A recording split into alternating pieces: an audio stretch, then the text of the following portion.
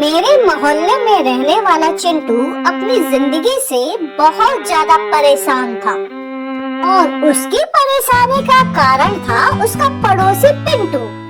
पिंटू जब भी बाजार से गोलगप्पे लेकर आता तो चिंटू को कभी भी नहीं पूछता था और ये बात चिंटू के दिल पर जाकर लग गई थी। अब उसने फैसला किया था वो पिंटू के ऊपर काला जादू करेगा। Oh my God! और काला जादू करने के लिए चिंटू पहुंचा इंटरनेट पर सबसे ज्यादा सस्ता और असरदार काला जादू खोजने।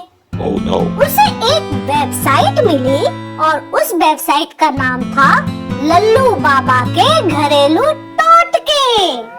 बाबा ने लिखा हुआ था, अमावस्या की रात में एक नींबू पर अपने दुश्मन का नाम लिखना, उस पर 3 बार फिर फूंक मारना, फू फू फू, और उसे अपने फ्रिज में छुपा देना। सुबह तक दुश्मन के पेट में गुड़ गुड़ गुड़ गुड़ गुड़ शुरू हो जाएगी। चिंटू बहुत खुश हो गया।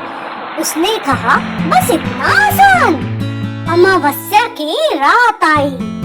चिंटू ने एक ताजा नींबू लिया, उस पर एक मार्कर से लिखा पिंटू।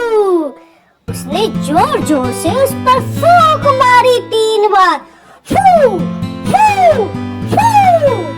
फिर चुपके से नींबू को फ्रिज में सब्जियों के बीच में छुपा दिया और आराम से सो गया।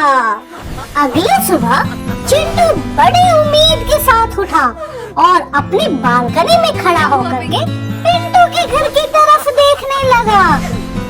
वो पिंटू के पेट पकड़ करके दौड़ने का इंतजार कर रहा था। तभी दरवाजे पर घंटी बजी। सामने खड़े थे चिंटू के पापा, गुस्से में लाल पीले होते हुए।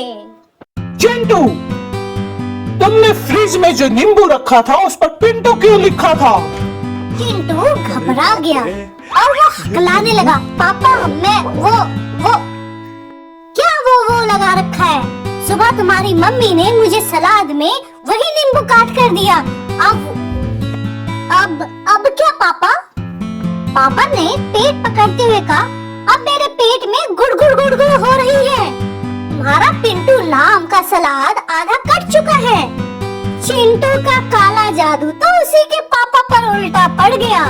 वो कुछ बोल पाता उससे पहले ही पापा बाथरूम की तरफ भागे। चिंटू ने दोनों कान पकड़ लिए और कसम खाई, अब वो कभी सस्ता काला जादू नहीं करेगा, खास तौर पर जब घर में सलाद बनने वाला हो।